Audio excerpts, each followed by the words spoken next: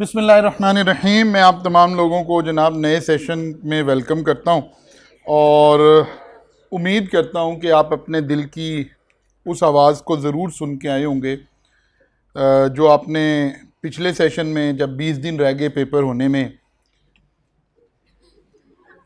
तो आपने अपने आप से एक वादा किया था कि या अल्लाह, जो कुछ हो गया ये आखिरी दफ़ा हो गया, अगली दफ़ा मैं पहले दिन से पढ़ूंगा और इतनी टेंशन में मैंने नहीं आना जितनी में मैं इस दफ़ा आ गया हूँ। ऐसे ही है ना? बस आपको ये बताना था, ये वही अगला सेशन है जिसके बारे में आपने बात सोची थी। तो इस दफ़ा आपने कोशिश करनी है कि शुरू से पढ़ रहे हो, साथ साथ पढ़ रहे हो, ताकि आप उस टेंशन और उस डिप्रेशन और उस एग्ज़ाम फोबिया से आपको ना गुजरना पड़े जो आखिरी 20 दिनों में आ जाया करता है। अच्छा, बड़ी हॉट डिस्कशन जाहिर है स्कीम आई कैप ने अनफॉर्चुनेटली पब्लिक कर दी, जो कि ऐसे शायद मेरी ज़ाती सी राय में तो स्टूडेंट के पोर्टफोलियो में अभी ये डिस्क्लोज नहीं होनी चाहिए थी, लेकिन बहरहाल अब आई कैप ने कर दी। और स्कीम के अंदर जो मेजर चेंजेस हैं वो सिर्फ़ और सिर्फ एक चेंज पीआरसी के अंदर है कि पीआरसी के अंदर से उन्होंने बीडब्ल्यूसीएस का पेपर ख़त्म कर दिया, जो कि जून 2025 से जो अटैम्प्ट होगी, बल्कि जुलाई 2025 में जो एग्ज़ाम होगा वहाँ से एप्लीकेबल होती नज़र आ रही है।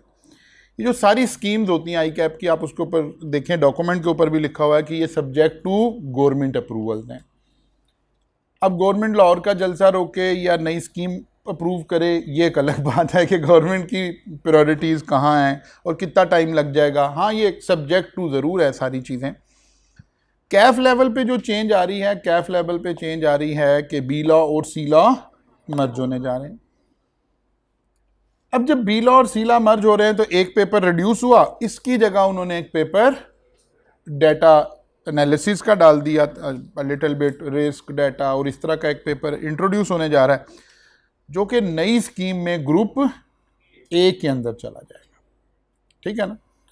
नई स्कीम में ग्रुप ए के अंदर चला जाएगा। अब अगर हम पास्ट हिस्ट्री देखें, जाहिर है जब तक स्कीम अप्रूव होके ना आ जाए, जब तक हम उसके बारे में कोई कंक्लूसिव बात नहीं कर सकते। हाँ, बाद दफ़ा कुछ टीचर्स हैं, जाहिर है हर टीचर अपने अपने कमेंट दे रहा है, कुछ टीचर है जो पास्ट की जो लास्ट अटैम्प्ट जो आई थी स्कीम 2021 की, उसमें जो आई कैप ने किया उसको बेस करके आपको गाइड करने की कोशिश कर रहे हैं। पिछली स्कीम में ये हुआ था कि एक पेपर होता था बीएम, बिजनेस मैनेजमेंट, वो ख़त्म करके उसकी जगह एमएफए डाल दिया गया था। अब उन्होंने उस वक़्त क्या किया कि जिसका बीएम पास था उसका नया पेपर एग्जाम कर दिया था, हालांकि उन पेपर का आपस में कोई लिंक नहीं था।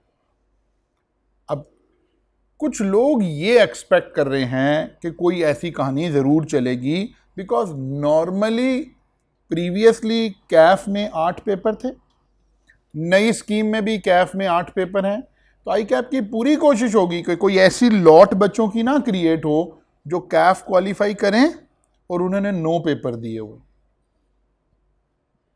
ठीक है ना? एक फेयर गुफ्तगू ये है, तो कहीं ना कहीं आपको क्रेडिट मिलेगा। अब उसका एक चांस ये हो सकता है कि जिनका एग्जिस्टिंग ग्रुप ए पास हो जाए, एग्जिस्टिंग ग्रुप ए में क्या है जी? B law, R1, tax, cost, जिन बच्चों ने मार्च 2025 तक ये पास कर लिए हैं उनको कह दिया जाए कि यार उन्होंने डेटा का पेपर नहीं देना, ताकि यही एनोमिनी क्रिएट ना हो कि कुछ बच्चे 8 पेपर पास करके आए हैं और कुछ बच्चे 9 पेपर पास करके आए। बाद दफ़ा बच्चों के जहनों में ये बुनियाद हो सकती है। एक बुनियाद ये भी हो सकती है कि क्योंकि पिछली स्कीम का ये एक बेंचमार्क अवेलेबल है, लेकिन इट ऑल डिपेंड्स कि वो जब मीटिंग होगी उसमें क्या कंसेंसस होगा। बल्कि एक ग्रुप बना हुआ है, ईसीजी उसको बोलते हैं, एजुकेशन कंसल्टिंग ग्रुप, उसका मैं भी मेंबर हूँ। तो उस मीटिंग में भी डेफिनेटली वहाँ ये बातें डिस्कस होती हैं और वहाँ से कोई अप्रूवल जनरेट होती है, फिर फॉर्मली अप्रूवल जहाँ से होनी होती है वहाँ से होके आती है। जब उस मीटिंग में बैठेंगे तो एक बात ये हो सकती है, यार जिस बच्चे का ग्रुप ए है उसको पास करें, उसको डेटा का पेपर ना करें। एक दूसरी बेसिस पिछली दफा वाली उठाई जा सकती है कि यार ये पेपर किसको रिप्लेस करके आया, ये paper B law C law को मर्ज करके जो जगह क्रिएट हुई है उसकी जगह आया। इसका मतलब है जिसका B law C law pass है, अगर पिछले वाली माइंडसेट अप्लाई किया जाए, जिसका बीएम पास है उसका एमएफए पास कर दें, फिर एक लॉजिक ये बनती है इनमें से किसी एक लॉजिक पर ये पेपर एग्जाम्प्ट हो जाएगा, ठीक है ना। हाँ, आप वो सारे बच्चे जो इस वक्त सी लॉ पढ़ रहे हैं, ये बड़ा फेयर डिसीजन है, क्योंकि बी लॉ और सी लॉ के मर्ज होने के बाद पेपर जो है वो जाहिर है हैवी हो जाएगा। जब अच्छा आई कैप भी एक अजीबोगरीब बात है कि जब भी नई स्कीम आती है ना, तो जो पेपर बेचारा मुतासिरीन में से होता है वो बी लॉ सी लॉ है। यानी स्कीम का मतलब आई कैप के ध्यान में पता क्या है, अच्छा जी ये पेपर इकट्ठे हो गए हैं अलग कर दो, अलग हो गए हैं इकट्ठे कर दो। 2021 में इन्हें इकट्ठा किया गया था और अब 25 में इन्हें फिर अलग करते हैं। कभी जब हम पढ़ते थे उस वक्त ये इकट्ठे थे, फिर अलग हो गए। यानी हर दफा जब स्कीम चेंज हुई है बी लॉ सी लॉ के साथ रिवर्सल डला ही डला। अच्छा, जब ये इसको इकट्ठा कर देते हैं, इसको अलग क्यों करते हैं? जब इस पेपर को इकट्ठा करते हैं ना, इसका पास रेट ड्रॉप होके 20s में चला जाता है, 18%, 20%, 21% वहां चला जाता है। जब इसको अलग करते हैं, इसका पास रेट उठकर 35-40% वाली एवरेज पे चला जाता है। ऑब्वियसली पेपर ज़रा बच्चा अप्रोप्रिएट लेवल पे पढ़ रहा होता है। तो सबसे अच्छी बात है कि भाई आप कंपनी लॉ पढ़ के फारिग हो जाएं, इस कहानी से बाहर आ जाएं इंशाअल्लाह ताला। बी लॉ आपने दिया हुआ है बहुत सारे बच्चों ने इस अटेम्प्ट में, और सी लॉ इस अटेम्प्ट में देके आप सिक्योर हो जाएं, इस 35-40% वाली एवरेज पास रेट पर इस पेपर को पास कर लें, ठीक है ना। ये सबसे अच्छी स्ट्रेटजी हो सकती है इंशाअल्लाह ताला। अच्छा जी, अब हम आते हैं कंपनी लॉ की तरफ थोड़ा सा। तो आपको पता है कि ये दोनों पेपर जो एग्जिस्टिंग स्कीम में, अगर हम ये अज्यूम करें कि यार वो कौन से दो पेपर हैं जिसका सिलेबस क्वाइट मैनेजेबल है, पेपर का साइज छोटा है। बिकॉज छोटा क्यों हुआ कि प्रीवियसली जब किया गया, जब ये इकट्ठा पेपर था तो पहले तो इसको दो हिस्सों में बांट दिया गया, बी लॉ अलग कर दिया गया और सी लॉ अलग कर दिया गया।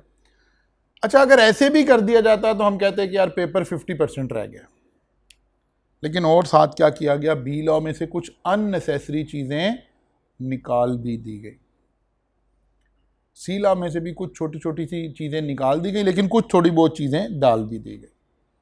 ऐसे पेपर मैनेज हुआ। जैसे अभी जब ये मर्ज होने जा रहा है तो दोबारा ऐसे होगा कि बी लॉ में से जो कुछ अननेसेसरी चीज़ें हम पढ़ रहे हैं, मसलन जैसे बिल्स ऑफ एक्सचेंज में हम पढ़ रहे हैं, promissory note, bill of exchange कहाँ यूज़ होती हैं? कहीं नहीं यूज़ होती। चेक यूज़ होता है, तो चेक का जो लॉज हैं उनको इन्हांस कर देना चाहिए, और उन चीज़ों को जो इररेलिवेंट हैं, जो हमारे मुल्क में हमारे बिजनेस में इतनी ज़्यादा इम्प्लीमेंट भी नहीं हो रही, उन्हें शायद निकाल देना चाहिए। तो डिपेंड करता है कि कोई ना कोई एग्जामिनर जो है वो आई कैप की कमेटीज़ और ये सारा कुछ कहीं ना कहीं इसके अंदर चेंजेस भी आ रही होंगी। तो क्वाइट मैनेजेबल सिलेबस है, क्वाइट मैनेजेबल सिलेबस है। सिलेबस है क्या? 5 हिस्से आपने पढ़ने हैं एग्जिस्टिंग स्कीम के अंदर। इसे हमने आई कैप ने इसे ग्रिड्स में बांटा हुआ है। आपके पास एक आई कैप की बुक है, मेरी बुक है, उस किताब के हिसाब से हम चल रहे होंगे। तो लाइक जी, chapter number 1 introduction, types and registration, यानी कंपनी की फॉर्मेशन से रिलेटेड बातें आ गई। चैप्टर नंबर 2, जब कंपनी हमने बनानी होती है तो 2 अहम डॉक्यूमेंट से कंपनी बनती है, one is called memorandum and other is called article. इनका नॉलेज, कंपनी रजिस्ट्रेशन, कंपनी बनाना का जो प्रोसेस है, कल को जब आप चार्टर्ड अकाउंटेंट बन जाते हैं तो आप लोग, आपकी फर्म भी, आपकी कंपनी भी ये सर्विसेज दे रही होती है, कंपनी फॉर्मेशन की सर्विसेज दे रही होती है। कंपनी फॉर्मेशन के टाइम पर जो सबसे ज़्यादा अहम डॉक्यूमेंट है that is memorandum and article. और तीसरा चैप्टर 5 को मर्ज करके एक ग्रिड बनाया गया which is called share capital. इस हिस्से के में कितना वेटेज है इसका जी? 15 to 20%। Grid B 20 to 25%। Chapter number 6 prospectus and commitment of business. Mortgage and charges, यानी कंपनी लोन वगैरह कैसे लिया करेगी, और investment and disclosure of interest, company कहाँ इन्वेस्टमेंट कर सकती है, कहाँ नहीं कर सकती। और आप अक्सर ये लफ्ज़ इस्तेमाल करते हैं सियासत में भी कि कॉन्फ्लिक्ट ऑफ इंटरेस्ट क्रिएट हो गया जी। कॉन्फ्लिक्ट ऑफ इंटरेस्ट की सबसे बड़ी एग्जांपल आज के दौर में क्या है, आज के दौर में करंट इशू में कॉन्फ्लिक्ट ऑफ इंटरेस्ट की सबसे बड़ी एग्जांपल क्या है, आईपीपीज, जहां कैपेसिटी चार्जेस दे रही है गवर्नमेंट अरबों रुपया और एक यूनिट भी प्रोड्यूस नहीं होता, जो प्राइवेट कंपनीज हैं। अच्छा, ये दुनिया भर में ऐसे ही होता है, दुनिया भर में ऐसे ही होता है। लेकिन मैं भी जो जानता भी हूं, जो इसको देख भी रहा हूं कि हाँ दुनिया भर में ऐसे ही है, प्राइवेट कंपनीज ऐसे ही इन्वेस्टमेंट करती हैं, लेकिन हम भी यहाँ नाकदीन में से हैं। वाई? क्योंकि ये कंपनीज इन्हीं लोगों की हैं।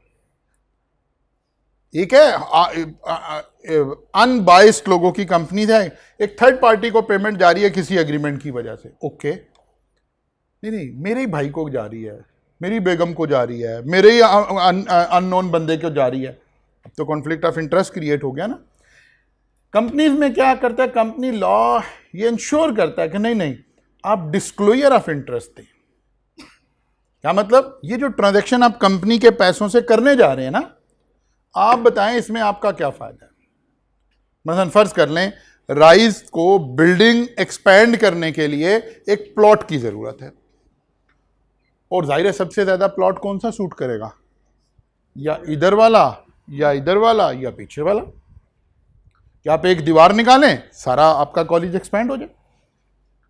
अब फर्ज करें ये जो 7 वाला प्लॉट है ये हमें सूट भी करता है, यार सबसे बेस्ट है कि ये हमें मिल जाए, लेकिन फर्ज करें ये प्लॉट मेरी बेगम के नाम है और मैं कॉलेज की बीओडी की मीटिंग में बैठ के कह रहा हूं कि यार हमें ये प्लॉट खरीद लेना चाहिए, इसका ये फ़ायदा होगा, इसका ये फ़ायदा होगा, तो बीओडी भी कहे कि हाँ यार वाकई फ़ायदा होगा, और उनका एक जहन मैं क्रिएट करूं, और बाद में पता चले कि यार ये तो जाहिद साहब की बेगम के नाम प्लॉट था।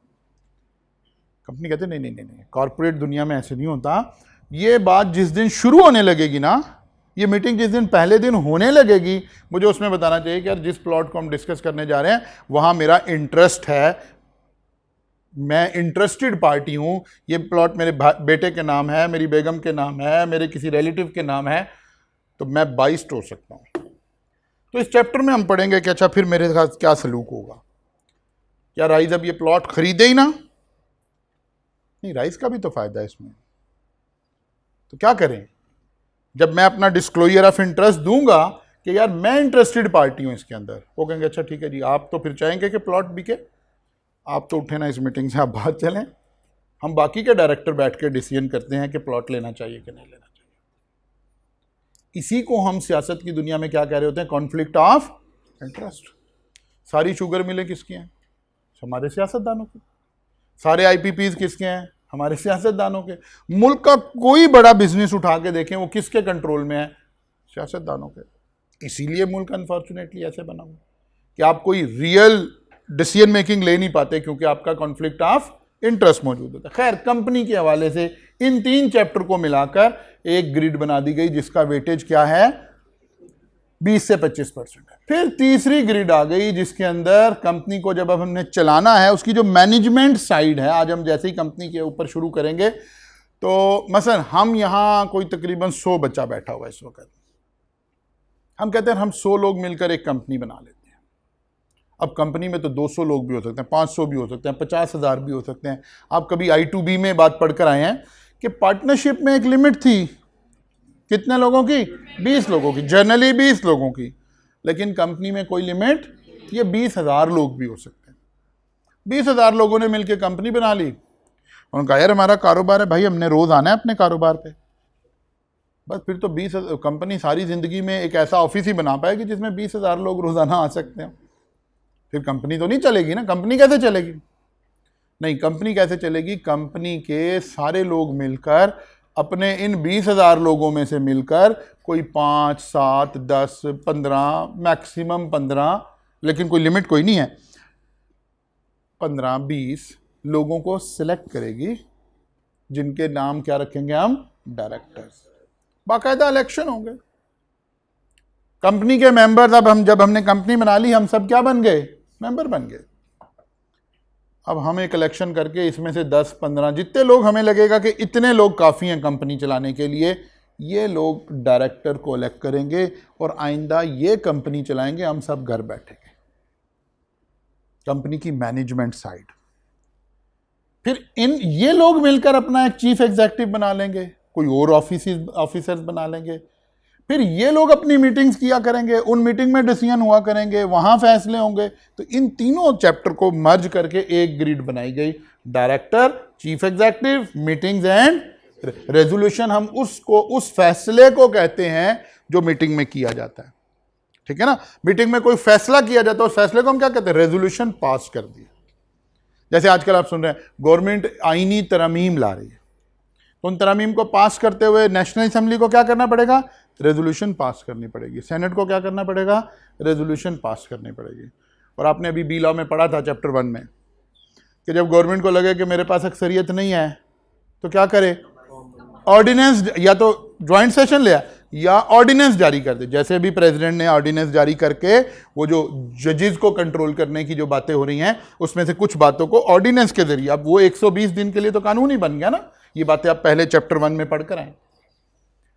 असल में मिजाज ये बनाएं कि जो सब्जेक्ट आपने पढ़ा है आपके इर्द गिर्द जब हो रहा हो तो आपको नजर आ रहा हो अच्छा अच्छा ये ऐसे हो रहा है, ये ऐसे हो रहा है, फिर आपका एक इंटरेस्ट भी क्रिएट होता है, फिर आपको रियल नॉलेज भी आपका अपग्रेड होता है, आप चीज़ें देखते भी हैं और माशरे में थोड़ा सा आपकी राय भी मोतबर होना शुरू हो जाती है, बिकॉज फिर आप पढ़े लिखे इंसान में कन्वर्ट हो जाते हैं। कंपनी के ये सारे मैटर इन 3 चैप्टर में डील होते हैं। कंपनी की management side, director, chief executive और मीटिंग्स। कभी I2B में ही हमने पढ़ा था कि 2 तरह की मीटिंग होती हैं एक AGM और एक EGM। इन्हीं बातों का यहाँ डिटेल और ये सारा कुछ यहाँ पर आ रहा होगा और इसका वेटेज भी 20 से 30%। फिर आगे जी grid D, distribution of profit, dividends. Company जो प्रॉफिट डिवाइड करती है उसको क्या कहते हैं आप, डिविडेंड्स कहते हैं। कंपनी जो कमाएगी, अकाउंट्स बनेंगे, अकाउंट्स से पता चलेगा, इसका मतलब है अकाउंट्स को भी साथ ही ले आना चाहिए। अकाउंट्स और डिस्ट्रीब्यूशन ऑफ प्रॉफिट ये रिलेटेड पार्टी है। कंपनी ने अकाउंट्स बनाने हैं जी, कैसे बनाने हैं, कौन कौन से स्टैंडर्ड अप्लाई होंगे, अकाउंट बनाने कैसे है, ये नॉलेज आप FR1 FR2 में पढ़ रहे हैं। यहां हम उसकी लीगल साइड पढ़ रहे हैं कि मैं कहता हूं यार मैंने अकाउंट्स नहीं बनाने, तो क्या मुझे अलाउड है, या कंपनी ने साल में लीगली कितनी दफ़ा अकाउंट्स बनाने ज़रूरी हैं, और उसे क्या, अच्छा मैं अकाउंट बना लूँ ये हमारा ही डॉक्यूमेंट है या ये सब लोगों को बताना ज़रूरी है। तो फिर जो लिस्टेड कंपनीज होंगी, जो स्टॉक एक्सचेंज में जिनका बिजनेस हो रहा होगा, उनके लिए तो ज़रूरी होगा कि पब्लिक में आप ये इन्फॉर्मेशन दें। आप किसी भी कंपनी की वेबसाइट पर चले जाएँ, वहाँ सारे अकाउंट्स पड़े हुए हैं। ये प्राइवेट इन्फॉर्मेशन नहीं है, ये पब्लिक इन्फॉर्मेशन है। लेकिन ये कहाँ लिखा हुआ है कि ये प्राइवेट है, ये पब्लिक है, हमने अखबार में छापना है, वेबसाइट पे देना है, ये बातें लिखी कानूनन कहाँ लिखी हैं, यहाँ लिखी है। कंपनी को लॉस हुआ है इस साल, हम चाहते हैं यार नहीं पैसे मिले, यार डिविडेंड मिले। क्या कंपनी डिविडेंड दे सकती है कि नहीं दे सकती? कंपनी कब डिविडेंड दे सकती, किस प्रॉफिट से डिविडेंड दे सकती है? डिविडेंड का मतलब है ऑनर्स के दरमियान प्रॉफिट को डिस्ट्रीब्यूट कर देना। कब डिविडेंड दे सकते हैं और कब डिविडेंड नहीं दे सकते, अब ये वाले कवानीन, ये वाली बातें, ये सारा हम यहां पढ़ रहे हैं। कहां से शुरू हुआ जी? चैप्टर नंबर 1 से। अच्छा ये तरतीब में नहीं है चैप्टर, ग्रिड्स में चैप्टर अपनी लॉजिकल सीक्वेंस में ICAP ने डाले हुए, ठीक है ना। लॉ में चैप्टर सेक्शन वाइज किसी और तरह लिखे हुए, यहाँ लॉजिकल सीक्वेंस है। मैनेजमेंट साइड को एक तरफ कर दिया गया, फॉर्मेशन साइड को एक तरफ कर दिया गया, डिस्ट्रीब्यूशन और इसको एक तरफ, एक लॉजिकल जो चैप्टर है। ये चैप्टर पास नहीं है, सेक्शन भी पास नहीं है। अच्छा जी, शुरू हुआ था कंपनी को इनकॉर्पोरेट करने से और एंड करेंगे कंपनी को बंद करने से, कि अगर कंपनी बनानी कैसे और ख़त्म कैसे करनी। तो एक लफ्ज़ मैं अक्सर बोला करता हूँ कि जो हमारा बाद दफ़ा आप लोगों के बच्चों के जहन में इस तरह के सवालात भी आ रहे होते हैं कि जी AI आ गया है तो अब चार्टर्ड अकाउंटेंट की क्या ज़रूरत रह गई है, चार्टर्ड अकाउंटेंट का स्कोप तो अगले 2 सालों में ख़त्म हो जाएगा और वो फलां हो जाएगा और ये हो जाएगा। वो हकीकत TV जैसे लोग इस तरह की बातें कर रहे होते हैं ना बैठे, कि जी क़यामत कब आ जाएगी और इस तरह, तो ये सीए की कम्युनिटी में क़यामत कब आ जाएगी, कब हमारी ज़रूरत ख़त्म हो जाएगी, तो पता चलता है कि नहीं, यही सारे लॉज आप पढ़ेंगे तो यही कानून में ये बात लिखी हुई है। मतलब वैसे तो एआई से तो सभी को परेशान होना चाहिए ना, अगर एआई से हमने परेशान होना है तो हर प्रोफेशन को परेशान होना चाहिए। वाई हम चार्टर्ड अकाउंटेंट क्यों परेशान हो? बल्कि बाकी प्रोफेशन में लीगल शेल्टर हासिल नहीं है। मसलन अगर आप बीमार हो जाएं, मैं बीमार हो जाऊं, तो किसी कानून में नहीं लिखा हुआ कि मैं अगर बीमार हो गया हूं तो मैं डॉक्टर के पास जाऊं और डॉक्टर से मेडिसिन लूं। नहीं, मेरा दिल करे कोई घरेलू टोटका लगा लूं, मेरा दिल करे किसी मौलवी साहब से दम करा लूं, मेरा दिल करे हकीम के पास चला जाऊं, मेरा दिल करे डॉक्टर के पास चला जाऊं, मेरा दिल करे होम्योपैथ के पास चला, ये एक मल्टीपल ऑप्शन है ना, मेरी मर्जी पर है। लेकिन यहां कानून में लिखा हुआ है, ये जो आप जब ये सारे चैप्टर्स पढ़ेंगे और ये लॉ, कंपनी लॉ जब आप पढ़ेंगे, यहां कानून में लिखा हुआ है कि कंपनी बाउंड है कि उसने ऑडिटर अपॉइंट करना है चार्टर्ड अकाउंटेंट।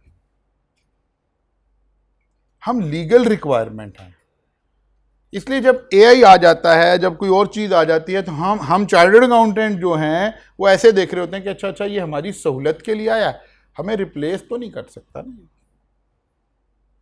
रिप्लेस तो इस कानून में लिखा हुआ है कि भाई आपने चार्टर्ड अकाउंटेंट ही हायर करना है, और ये कवानीन हमारी मर्जी के बगैर नहीं चेंज होते।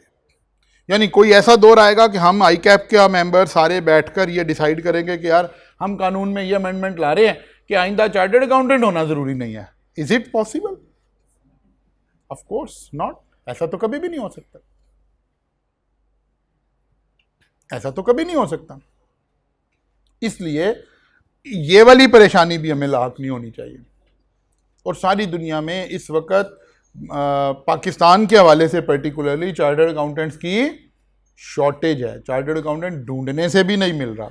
आईकैप की मीटिंग्स होती हैं, आईकैप अपना विजन शेयर करता है कि यार हम चाह रहे हैं हम अपना मेंबर डबल करें, किसी तरह बढ़ाएं।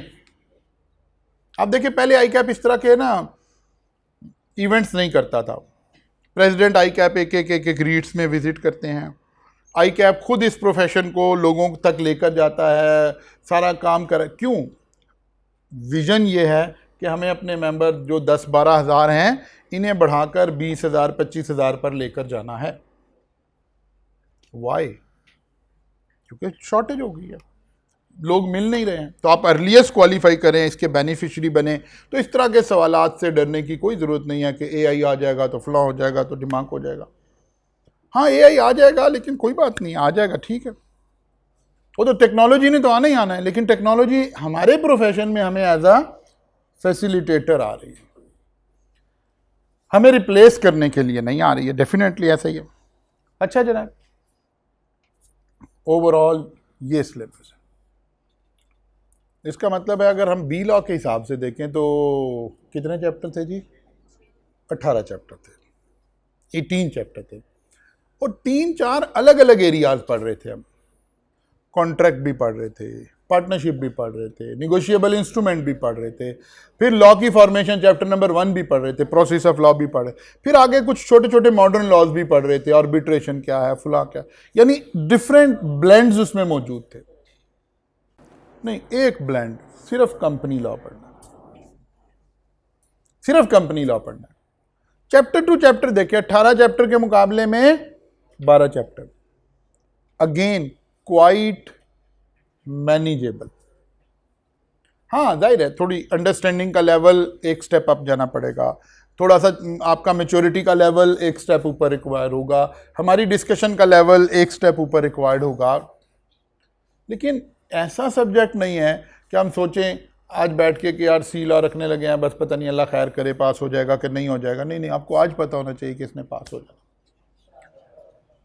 आप आराम से सुकून से इसको लेकर चलेंगे, ये आराम से पास हो जाएगा। पेपर पैटर्न में कोई ख़ास फ़र्क नहीं है, बी लॉ का ही पेपर पैटर्न है, वही एमसीक्यूज़ हैं, वही थ्योरेटिकल क्वेश्चंस हैं और वही केस स्टडी है। परसेंटेजेस भी वही हैं, एमसीक्यूज़ 15% है, थ्योरेटिकल डिस्कशन रफली 35% है, केस स्टडी 50% है। इनमें कभी थोड़ी बहुत कोई वेरिएशन हो भी सकती है, ये 50 की बजाय 60 पे भी जा सकता है। लेकिन बहरहाल मोटी मोटी परसेंटेजेस ऐसे ही हैं, सारे का सारा निज़ाम ऐसे ही। अगर हम देखें कोई सिंगल चैप्टर सबसे इंपॉर्टेंट क्या हो सकता है, ये एक ही चैप्टर है और ये 20% का है। बाकियों में आप देखें यहाँ 2 चैप्टर हैं, वहाँ 3 है, वहाँ 3 है, वहाँ 3 है। ओवरऑल एजेंडा ये है, इसकी मदद से हम इंशाल्लाह ताला हम इस सारे एरिया को कवर कर रहे होंगे और सारी चीज़ों को लेकर चल रहे होंगे। आपको मालूम है कभी I2B जिन बच्चों ने हमारे साथ पढ़ा था, तो हम वहाँ ये छोटी सी हम एक एग्जाम्पल से शुरू करते थे। आप में से बहुत सारे बच्चे तो वही हैं जिन्होंने ये वहाँ क्लास में हमारे से पढ़ी हुई है कि एक बंदा है, इसका नाम हमने क्या रख दिया जी, Ramla, interested in basic knowledge of business. इसके एक दोस्त हैं जिनका नाम कमला है और जो कि चार्टर्ड अकाउंटेंट हैं। ये इनसे गुफ्तगू कर रहा है बिजनेस के बारे में, उसकी फॉर्मेशन के बारे में, ये कारोबार शुरू करना चाह रहा है। इन दोनों की जो गुफ्तगू आपस में हो रही है, उस गुफ्तगू के दरमियान उस चार्टर्ड अकाउंटेंट ने इसको कुछ बिजनेसेस का पैटर्न बताया और इसे एक कहानी स्टोरी सुनाई। इसने कहा यार ये जो चौधरी नज़र मोहम्मद साहब थे ना, जो कि सर्विस इंडस्ट्रीज़ के सर्विस शूज़ के बानी थे, ये आज से कोई 50 साल पहले ये खुद अपने हाथ से वो जो हैंड बैग्स होते हैं या वॉलेट्स होते हैं छोटे छोटे, यानी लेदर की छोटे, इतने छोटे पैमाने पर कि ये खुद बनाया करते थे, वहाँ से इन्होंने ज़िंदगी का आगाज़ किया। ये अकेले ही कारोबार कर रहे थे, खुद ही लेदर ख़रीद लाते थे, उससे बैग कोई बना लेते थे, उसको सेल कर देते थे। तो ये एक एग्ज़ाम्पल के तौर पे मैंने आपके सामने पेश कर दिया कि ये क्या, किसकी एग्ज़ाम्पल आ गई, सोल प्रोप्राइटर। सोल प्रोप्राइटर का मतलब क्या होता है, एक ऐसा कारोबार, एक ऐसा बिजनेस जिसमें one individual is the owner of the business. जब हम कहते हैं one individual is owner of the business, तो इसका मतलब होता है 3 बातें। All assets are owned by, जितने भी कारोबार में कोई मशीन है, कोई प्लांट है, कोई रॉ मेट, सबका मालिक कौन है, ऑनर। अच्छा जी, और अगर किसी के पैसे देने हैं तो किसने देने हैं, ऑनर नहीं देने हैं। सारी लाइबिलिटी का जिम्मेदार कौन है, ऑनर ही है। और एक बात और, अब हम उधर पढ़कर आ गए हुए हैं, और ये लाइबिलिटी क्या है, अनलिमिटेड लाइबिलिटी का कॉन्सेप्ट पार्टनरशिप में भी पढ़कर आया। क्या कॉन्सेप्ट है जी ये, अगर कारोबार में लोगों के पैसे देने हैं और कारोबार से पैसे नहीं निकल रहे, कारोबार की चीजें बेचकर भी पैसे पूरे नहीं हो रहे, तो जो आपके पर्सनल एसेट हैं, जो पर्सनल गाड़ी है, जो पर्सनल घर है, जो पर्सनल बैंक अकाउंट है, जो पर्सनल घर में कोई ज्वेलरी पड़ी है, व्हाटएवर, वो बिकेगी और लाइबिलिटी पे कर दी जाएगी। ठीक है ना, this is the concept of unlimited liability. तो कुछ लोग जब ये वाला कॉन्सेप्ट सुनते हैं तो वो डर जाते हैं, वो कहते हैं यार ये क्या मसला, इंसान सारी जिंदगी बैठ के कमाए, कारोबार में कभी कोई एक मिसकैलकुलेशन हो जाए तो कोई बहुत बड़ा नुकसान भी हो सकता है। पता चले पिछले 20 साल में जो कमाया था, खुदा ना खास्ता एक ऐसी गलती हुई है वो सारा ही चला जाएगा। अब तो कहते यार मैं तो सड़क पे आ जाऊंगा, ये कारोबार तो नहीं मैंने करना। तो इसका हल क्या है? अच्छा, 1-2 मसाइल आ रहे हैं। अब इस बंदे को ना 2 मसाइल आ सकते हैं। जो सोल प्रोप्राइटर वाले लोग हैं ना, जब बिजनेस ग्रो किया, जब बिजनेस आगे चला, तो बिजनेस तो ऑनर का टाइम मांग रहा है, उसकी स्किल मांग रहा है। शुरू में तो इसने कोई थोड़े से एम्प्लॉय रख लिए, कुछ कर लिया, काम बढ़ा लिया, एक लेवल तक तो ऐसा हो सकता है, लेकिन उससे आगे ऐसा नहीं हो सकता, बिकॉज एम्प्लॉय तो हर मामले को एम्प्लॉय की नज़र से देख रहा है, एक ऑनर की नज़र है, एक बिजनेसमैन की नज़र है। अब ये अकेला आदमी है, कितने काम संभालेगा? तो इंसानियत ने शायद ऐसे ही सीखा होगा कभी आज से हज़ारों साल पहले कि यार नहीं, मैं अब अकेला ये काम नहीं कर सकूंगा। तो यहीं से कॉन्सेप्ट इवॉल्व हुआ होगा, किसका, पार्टनरशिप का। किसने कहा होगा यार एम्प्लॉय रखने से मसला नहीं हल हो रहा, मैं किसी को अपने साथ एज आ पार्टनर अटैच करूं ताकि उसकी नज़र वही हो जो मेरी नज़र है, वो वैसे ही डिसीजन ले जैसे मैं ले रहा हूं। तो पार्टनरशिप का कॉन्सेप्ट आ गया होगा। अब जाहिर है पार्टनरशिप तो आप सारी बड़ी डिटेल में पढ़े हुए हैं, हमें पता है कि आमतौर पर कितने लोग हो सकते हैं पार्टनरशिप में, 20 लोग हो सकते हैं जनरली। अब क्या हुआ जी, all assets are owned by partner, किससे, प्रॉफिट शेयरिंग रेशो से, लेकिन ऑल लाइबिलिटीज भी अब partner they are jointly and severally liable, ये बातें हम पढ़ कर हैं, लेकिन इनकी भी लाइबिलिटी क्या है, अनलिमिटेड है। यानी और ना सिर्फ अनलिमिटेड है बल्कि ज्वाइंटली एंड, ये बात हम पढ़ी हुई है। ज्वाइंटली एंड सेवरली का मतलब क्या है कि अगर कोई एक पार्टनर पकड़ा गया, हमने उससे सारी लाइबिलिटी रिकवर कर लेनी है। मसलन ये 3 पार्टनर हैं, फर्ज किया ये 50% का पार्टनर है और ये 25% के पार्टनर है, ये बेचारा पकड़ा गया, इससे हमने, अगर इसके पास पैसे हैं, अगर इसके पास एसेट्स हैं, इससे 100% रिकवर करना है। ये नहीं कह सकता कि मैं तो 25% का पार्टनर हूं, मेरे से 25% नहीं, बाकी मैं क्यों दूं, नहीं नहीं, लीगली ये सारे का रिस्पॉन्सिबल है। इस कॉन्सेप्ट को आप पढ़ कर आए, ज्वाइंटली एंड सेवरली के कॉन्सेप्ट। अच्छा जी, इन दोनों इदारों को अगर service industries as a sole proprietor हो या अगर service industries as a partnership firm हो तो लॉ इसको लीगल पर्सन नहीं मानता। लीगल पर्सन का मतलब क्या होता है, कानून की नज़र में ये इदारा और इसका मालिक अलग अलग नहीं है। वो कहते हैं आप ही मालिक हैं, बेसिकली सर्विस इंडस्ट्री इसी बंदे का नाम है अगर ये सोल प्रोपराइटर है, और अगर ये पार्टनरशिप भी है तो लॉ इसको इदारा नहीं मान रहा, इन्हीं के ऊपर, इन्हीं को पकड़ेगा। इसको हम कहते हैं नॉट ए लीगल पर्सन। अच्छा जी, इन दोनों कारोबार में उधर एक ही बंदा हो सकता है, इधर जाहिर है कितने हो सकते हैं, 2 से लेकर 20 तक हो सकते हैं ऑब्वियसली। हाँ, देयर आर सम पार्टनरशिप जिसमें 20 से ज़्यादा लोग अलाउड हैं, लेकिन इन दोनों बिजनेसेस का एक ड्रॉबैक है, और वो ड्रॉबैक क्या है, अनलिमिटेड लायबिलिटी। अगर नुकसान हो गया तो सारी जिंदगी का कमाया हुआ सारी जमा पूंजी जा सकती है। तो रमला ने उससे पूछा कि यार ये तो बड़ा खतरनाक काम है भाई, ये तुम क्या कर रहे हो, मैं तो नहीं करता कारोबार। उसने कहा नहीं अभी सारी कहानी पूरी नहीं हुई, और मैं तुम्हें एक नई कहानी सुनाता हूँ। ने कहा यार एक काम करो, तुम इसको क्या बना लो, कंपनी बना लो, काम यही करना है तुमने, लेकिन क्या करो, कंपनी बना लो। उसने कहा वो क्या होती है। उसने कहा यार एक इदारा होता है पाकिस्तान में, उसका नाम है SECP, securities and exchange commission of. ये इदारा यहाँ जाकर रजिस्टर्ड होगा, इसका एक तरीका है, इसका एक आर्टिकल्स बनाने पड़ेंगे, मेमोरेंडम बनाना पड़ेगा, इसकी फॉर्मेशन का एक तरीकाकार है। जब हम उसके थ्रू अपना इदारा बना लेंगे तो इसका नाम क्या बन जाएगा, कंपनी। वो कहते हैं कंपनी बड़ी मज़ेदार चीज़ है, ये एक अकेला आदमी भी बना सकता है और जितने मर्जी भी मिलके बना सकता है, कोई लिमिट इसमें नहीं है, एक बंदे से लेकर जो अपर लिमिट कोई नहीं है, आप कहीं तक की भी कंपनी बना सकते हो। उसने कहा इसका फ़ायदा क्या होगा। उसने कहा यार फ़ायदा ये होगा, सबसे पहला फ़ायदा होगा लॉ इसको रिकॉग्नाइज करेगा आर्टिफिशियल पर्सन, इसे एक इंसान की तरह ट्रीट करेगा। जैसे अगर कोई गलती मैं कर रहा हूं, कोई जुर्म मैंने किया है, तो मेरे बच्चे तो जिम्मेदार नहीं है, मेरे बच्चे जिम्मेदार नहीं है, मेरी वाइफ जिम्मेदार, जब मैं एडल्ट हूं तो मैं अपने किए का जिम्मेदार हूं। ऐसे ही अगर ये पर्सन है तो ये अपने किए की खुद जिम्मेदार है। अब अगर सजा मिलेगी तो किसे मिलेगी, कंपनी को मिलेगी। अब अगर एसेट बिकेंगे तो किसके बिकेंगे, कंपनी के, मेरे नहीं बिकेंगे। मेरा पर्सनल घर, मेरी पर्सनल गाड़ी, मेरा पर्सनल बैंक अकाउंट, कोई वैल्यूएबल चीजें, इनका कोई ताल्लुक नहीं है। हाँ बेचें, आप क्या बेचें, कंपनी का प्लांट बेचें, कंपनी की मशीनरी बेचें, कंपनी की लैंड बेचें, जो चीजें कंपनी के नाम पर हैं उन्हें बेचें। उसने कहा देखो यार, अगर आपने कंपनी बनाई थी और 10 करोड़ रुपया उस वक्त लगाया था, तो आपका वो 10 करोड़ का ही नुकसान हो सकता है, उससे ऊपर का नुकसान नहीं हो सकता।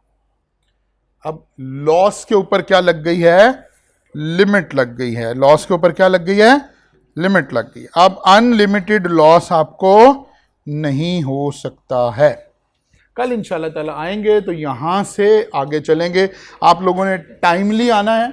आप मेरे एक बिहेवियर से थोड़ा सा वाकिफ़ है कि सर ने 10 मिनट लेट आना है, ठीक है ना। तो यहाँ ऐसा नहीं हो रहा होगा, सीला में ऐसा नहीं हो रहा होगा, ठीक है ना।